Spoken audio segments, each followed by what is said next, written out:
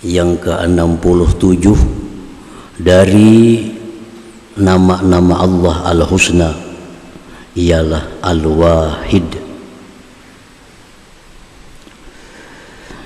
Wal munfaridu bi dzatihi wa sifatihi wa af'alihi. Al-Wahid artinya yang bersendiri pada zatnya, bersendiri sifat-sifatnya, bersendiri perbuatan-perbuatannya.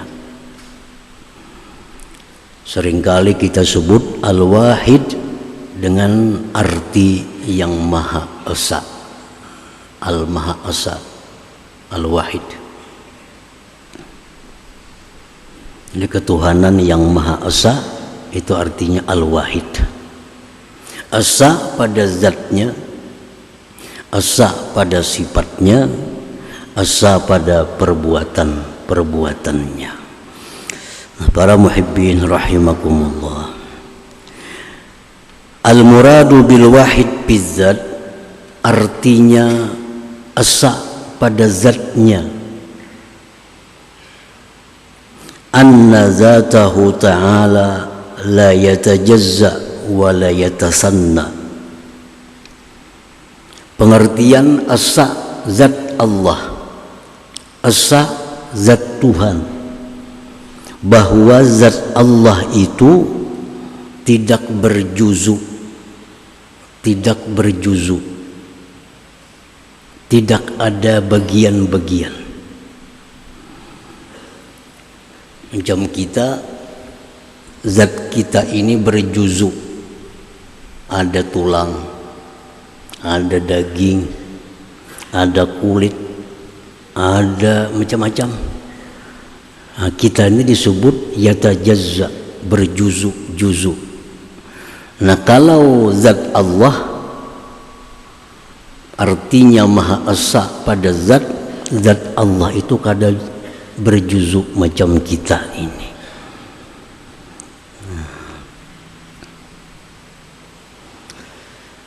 Maha suci zat Allah daripada berjuzu. Nah, jadi jangan sekali-kali membayangkan bahwa Allah itu macam apa, jangan. Karena bila macam apa berarti berjuzu. Misalnya zat Allah dianggap macam matahari, berarti ada juzu-juzunya. Matahari itu ada bagian-bagiannya. Diumpamakan misal Tuhan macam kita, berarti Tuhan berdaging berkulit. Nah, jangan sampai itu, karena Allah itu Maha Esa pada zatnya. Zat Allah tidak ada juzu, wala yatasanna, dan tidak pula ada 2, 3, 4-nya. Maha Esa pada zatnya, zat Allah itu hanya satu. Zat Allah Esa satu, kada ada 2, kada ada 3. Nah, jadi jangan dikatakan Tuhan tuh ada di mana-mana. Kada mau Tuhan ada di mana-mana. Jangan sampai dikatakan Allah Ta'ala tuh ada di mana-mana. Berarti itu namanya menisbahkan tempat kepada Allah. Kan mana itu kan tempat. Mana, kalimat di mana itu tempat. Jangan sampai mengatakan bahwa Allah tuh ada di mana-mana. Berarti Tuhan bertempat. Zat Tuhan itu Maha suci dari tempat itu. Di mana Tuhan? Mungkin ada bertempat. Tuhan itu sudah ada sebelum adanya tempat. Tuhan sudah ada sebelum adanya tempat. Aras misalnya, Tuhan sudah ada sebelum adanya aras. Langit, Tuhan sudah ada sebelum adanya langit. Bumi, Tuhan sudah ada sebelum adanya bumi. Planet apapun, Tuhan sudah ada sebelum ada planet-planet itu. Bahkan Dia yang menciptakan planet itu. Nah, makanya Allah Ta'ala itu kada bertempat. Makanya apa kada bertempat? Nah, jangan dipikirkan lagi nih tuh. Imani aja lagi. Diimani. Karena jar Nabi la tafakkaru bi dzatillah. Jangan kau berpikir tentang zat Allah. Zat Allah tuh jangan dipikirkan, diimani.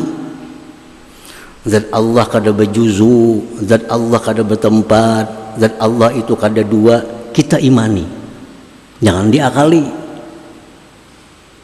Nah, tafakkaru fi khalqillah wala tatafakkaru fi zatillah. Jangan kau sekali-kali tafakkur tentang zat Allah, tapi tafakkurkan makhluk Allah. Jadi ada saatnya akal kita itu kada berfungsi. Nah, kapan akal kita kada berfungsi? Di waktu kita berhadapan dengan zat Allah subhanahu wa ta'ala. Zat Allah itu kada berjuzu, zat Allah itu kada ada duanya, zat Allah itu kada bertempat, karena dia sudah ada sebelum adanya tempat itu. Dan Allah sekarang di tempat di mana Allah sekarang ini, nah, kada bertempat. Jangan dikatakan di mana. Pokoknya keadaan Allah sekarang seperti keadaan Allah sebelum menciptakan makhluk alam semesta ini. Nah, habis saya kisah. Keadaan Allah hari ini sebagaimana keadaan Allah sebelum dia ciptakan alam semesta. Nah, itulah keadaan Allah subhanahu wa ta'ala. Nah, itu pengertian Allah Maha Esa pada zatnya. Jangan sampai kita membayang-bayangkan zat Allah tuh kayak apa, jangan. Karena zat Allah itu tidak menyerupai dengan sesuatu, dan sesuatu tidak akan bisa menyerupai zat Allah. Laisa kamitslihi syai'un. Zat Allah itu kada seperti sesuatu. Jadi jangan hendak membayang-bayangkan zat Allah, karena kada ada samanya. Kemudian al-wahid bis sifat. Apa arti esa pada sifat? Anna sifatihi la yushbihuha syai'un wala tushbihu syai'a. Esa pada zat sudah tadi. Esa pada sifat. Sifat Allah itu esa, artinya tidak ada menyerupai akan dia oleh sesuatu dan tidak menyerupai akan sesuatu. Kudrat, iradat, sama, basar, kalam, itu sifat Allah kada menyerupai akan sesuatu, dan kada ada sesuatu yang menyerupai sifat Allah itu. Allah Maha Kuasa, hanya Allah yang Maha Kuasa, yang lain pada Allah kada ada kuasa. Allah Maha Berkehendak, hanya Allah yang berkehendak, selain pada Allah kada ada punya kehendak. Hanya Allah yang melihat, yang lain kada ada yang melihatnya. Yang melihat itu hanya Allah. Nah, itu artinya esa pada zatnya. Kalau ada selain Allah berkuasa, kalau ada selain Allah berkehendak, kalau ada selain Allah melihat, kalau ada selain Allah mendengar, istilah itu hanya majaziyun, artinya kada sebenarnya. Kada sebenarnya. Si fulan bisa melihat, itu dilihatkan oleh Allah. Si fulan bisa berkehendak, itu diberikan kehendak oleh Allah. Sebenarnya yang berkehendak itu cuma Allah subhanahu wa ta'ala. Nah, itu artinya esa pada sifatnya. Jadi kita wajib meyakini bahwa yang punya kuasa hanya satu, Allah. Yang punya kehendak hanya satu, Allah. Yang punya melihat, mendengar, berkata-kata hanya satu, Allah subhanahu wa ta'ala. Kalau ada yang lain macam itu kada bujuran. Kada bujuran. Kada bujuran. Dalam istilah bahasa Arab, bahasa agama kita disebut majaziyun. Majaz itu lawannya hakikat. Hakikat sebujurnya, majaz itu kada sebujurnya. Ada mutur, ada memuturan. Kalau bujur mana muturan pang bujur ya ngarannya, mutur cuma memuturan ngarannya. Nah, kalau ada orang berkuasa selain Allah, itu kekuasaan aja, artinya kada bujur-bujur berkuasa. Nah, kalau ada selain Allah nang bakahandak, itu kaya bakahandak aja sebujurnya kada kawa jua bakahandaknya. Karena yang berkehendak bujur itu hanya satu, Allah Subhanahu wa ta'ala. Nah, di mana membuktikan bahwa kehendak itu hanya ampun Allah, ampun kita kadada rancaknya kehendak kita kada jadi, hendak ini gagal, hendak itu gagal, berarti kada punya kehendak kita. Makanya kehendak kita ini jadi terus, nah ayo hendak merasa berkehendak ini banyak kada jadinya, pada jadinya hendak itu hendak ini bilang banyak kada jadinya. Berarti kita kada berkehendak, yang berkehendak itu hanya satu, Allah Subhanahu wa ta'ala. Nah itu arti tauhid bis sifat, mengesahkan Allah pada sifat-sifatnya. Kemudian al-wahid bil af'al, pengertian esa pada perbuatan, annahu la syarika lahu fi ta'siri syai'im ma. Arti esa pada perbuatan itu bahwa tidak ada sekutu bagi dia pada memberikan bekas terhadap sesuatu apapun. Tidak ada sesuatu yang bisa memberikan bekas selain perbuatan Allah Subhanahu wa ta'ala. Nah ini tauhid bil af'al. Kada ada yang memberi bekas, hanya satu, yaitu perbuatan Allah Subhanahu wa ta'ala. Para muhibbin rahimakumullah, jadi macam api, air, makanan, minuman, obat-obatan, itu kada diberi bekas apa-apa. Yang memberi bekas itu fi'il, perbuatan Allah Subhanahu wa ta'ala. Nah itu artinya tauhid atau esa bil af'al pada perbuatan. Para muhibbin rahimakumullah, jadi sebab sedikit pun kada bisa memberi bekas pada yang disebabinya atau musabbab. Yang memberi bekas pada musabbab itu Allah Subhanahu wa ta'ala, fi'il perbuatan Allah. Nah itu artinya esa pada perbuatan. Kalau ada selain Allah yang bisa memberi bekas, bisa menganyangi, bisa melukai, bisa menyembuh, berarti ada selain Allah yang bisa. Nah itu kita menyekutukan Allah dalam fi'il perbuatannya. Nah para muhibbin rahimakumullah, jadi tauhid fi'il mengesahkan Allah pada perbuatan Allah, meyakini dalam hati bahwa tidak ada yang bisa memberi bekas, hanya satu, fi'il Allah Subhanahu wa ta'ala. Nah itu, jadi 3 macam ini kewajiban fardu ain setiap orang beriman. Dia fardu ain meyakini zat Allah tidak berjuzu dan tidak ada duanya. Dia meyakini bahwa yang punya sifat itu hanya Allah.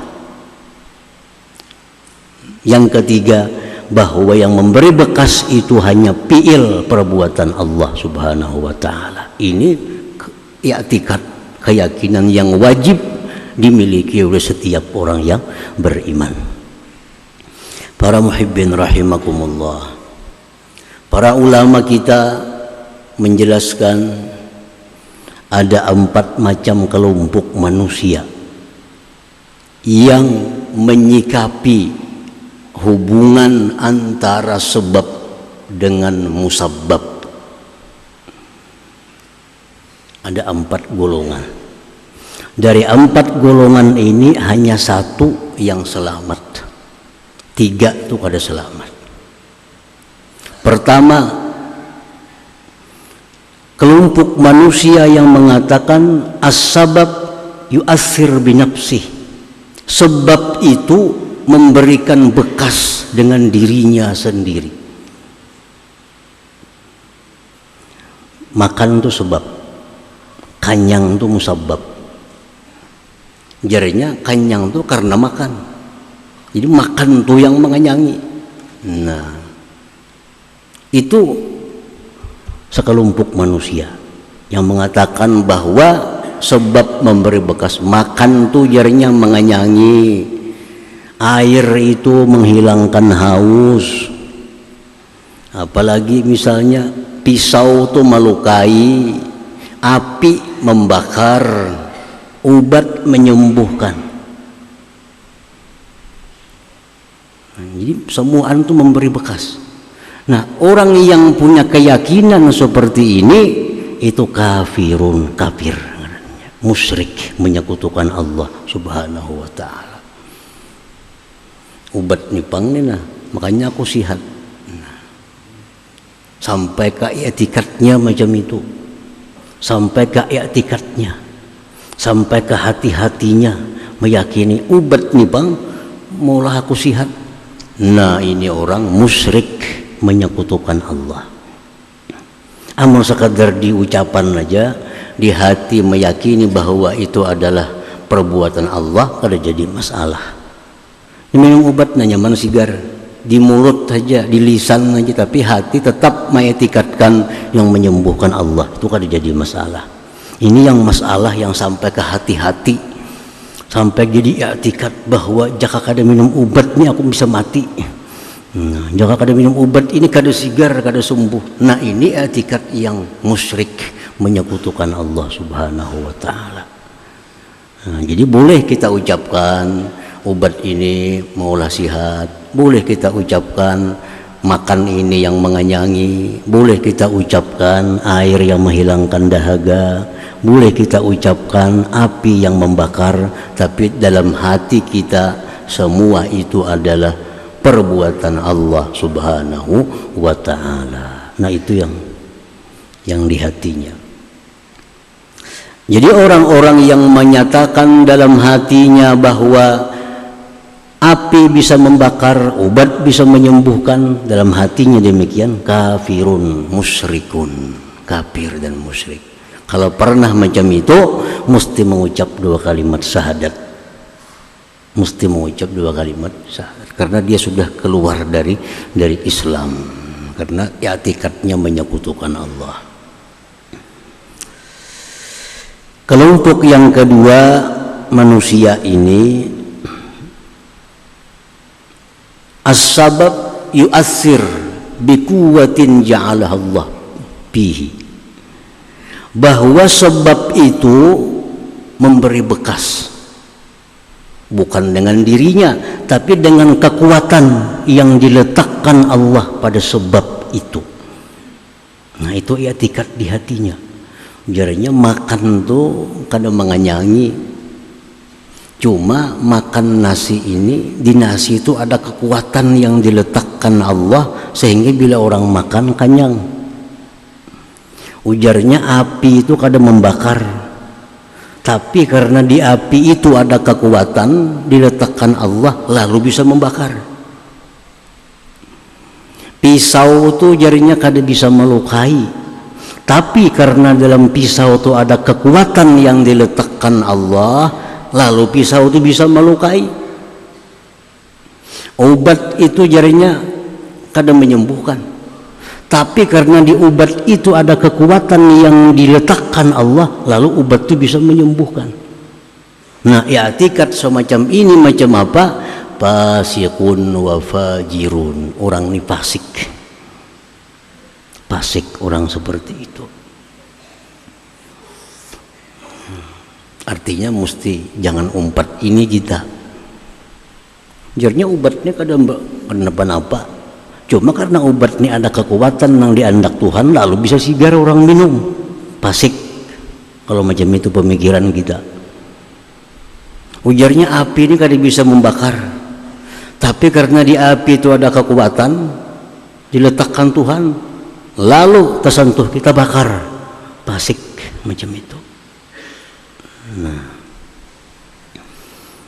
itu kelompok manusia yang kedua. Ini disebut kelompok Mu'tazilah.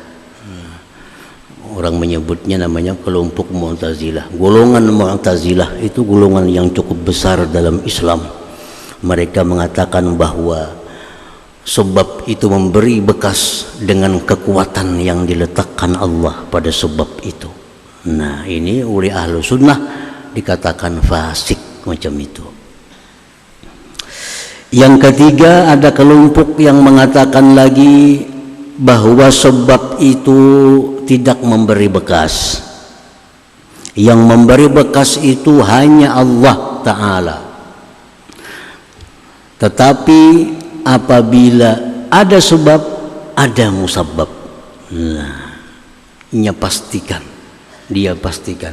Ujarnya nasi itu memang kadang mengenyangi. Nah, mengenyangi itu Allah. Cuma bila makan kita kenyang. Nah, kayak itu. Ujarnya api itu kadang bisa membakar. Yang membakar tetap Allah. Tapi bila kena api kita pasti terbakar. Nah, ini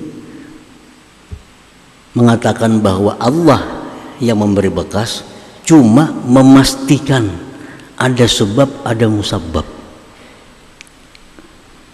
Nah, pendapat semacam ini dikatakan jahilun, orang jahil.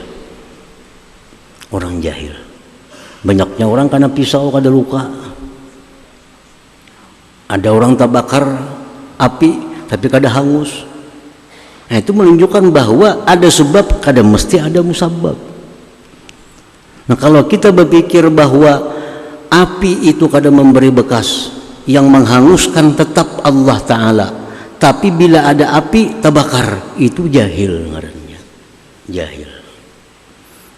Nah, kada kalau diumpati juga kelompok ini. Bujur ya Tuhan yang menyugihakan, tapi mengkada becari kawala sugih.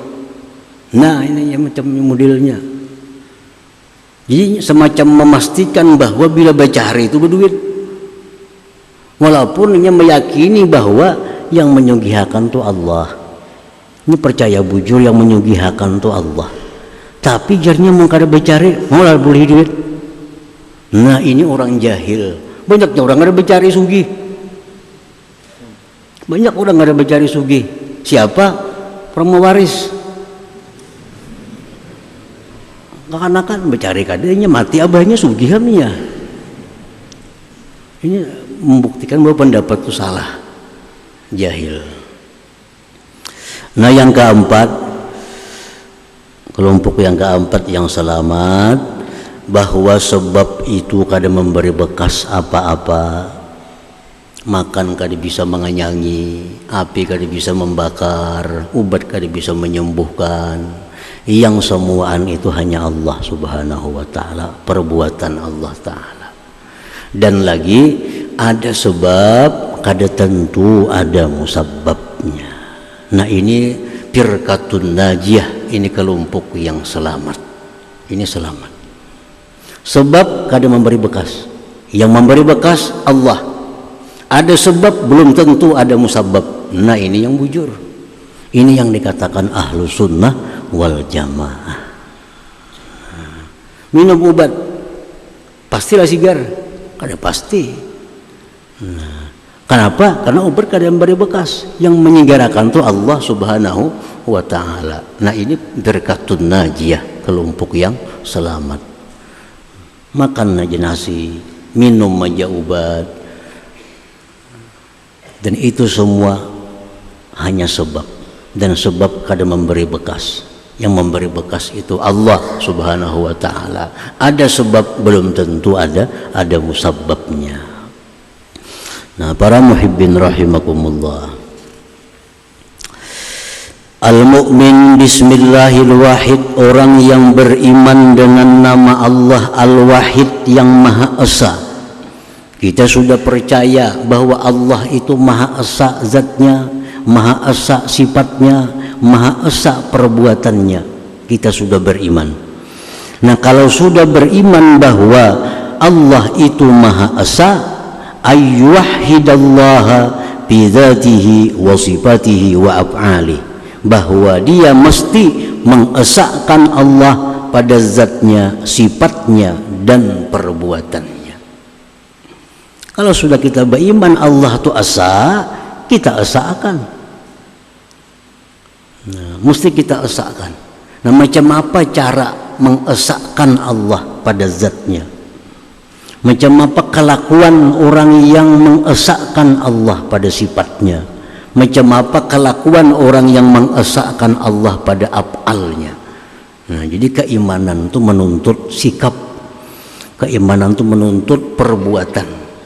Orang yang percaya ini menimbulkan sikap ini.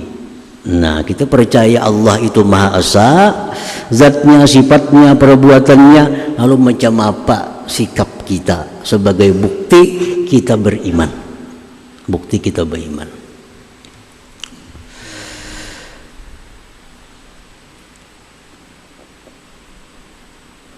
Orang yang beriman zat Allah itu esa,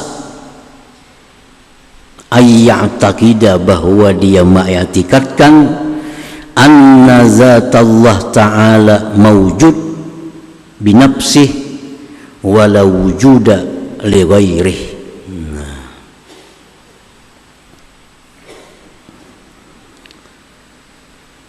Orang yang meyakini bahwa zat Allah itu esa,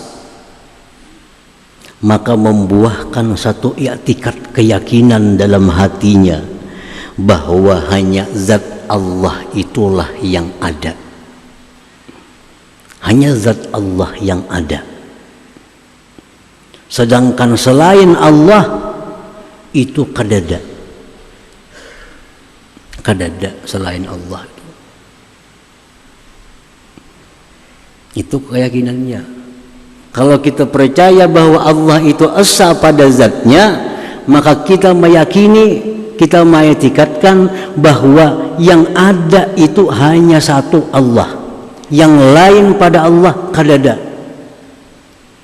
Bumi, langit, kita semua itu kadada. Kenapa maka ada? Kelihatan langit, bumi, manusia. Itu biijadillah, sebab diadakan oleh Allah. Diadakan oleh Allah. Padahal kadada sebujurnya. Sebujurnya kadada kita nih. Kenapa maka ada? Diadakan oleh Allah. Beda antara ada dengan dirinya lawan dengan ada diadakan. Itu ada sama. Yang ada dengan dirinya sendiri hanya satu Allah. Selain Allah itu kadada, kalaunya ada diadakan, benar ya itu. Sesuatu yang diadakan sama hukumnya dengan kadada. Nah itu. Jadi selain pada Allah itu kadada, yang ada hanya satu Allah. Lain pada Allah itu diadakan oleh Allah Subhanahu wa Ta'ala sampai kepada waktu tertentu akan ditiadakan lagi. Nah, jadi fala yara li nafsihi wa li ghairihi wujudan bal mawjud bi ijadillah ta'ala. Maka dia kadang melihat lagi keberadaan dirinya, dia kadang melihat lagi keberadaan selainnya, melainkan dengan sebab diadakan oleh Allah Subhanahu wa Ta'ala. Jadi melihat apapun pastinya beranggapan itu diadakan oleh Allah. Padahal ya tidak ada tuh. Nah, semuaan dilihatnya apapun, timbul pikirannya itu diadakan oleh Allah Subhanahu wa Ta'ala. Itu orang yang beriman dengan nama Allah Al-Wahid Asa bi zatihi, pada zatnya. Nah, para muhibbin rahimakumullah. Yang kedua, orang yang beriman dengan asanya sifat Allah, an la yara illa asara sifatihi ta'ala. Kalau kita percaya bahwa tidak ada sifat melainkan sifat Allah, kita percaya itu akan timbul satu sikap dalam diri kita bahwa apapun yang kita lihat ini itu merupakan bekas dari sifat Allah Subhanahu wa Ta'ala.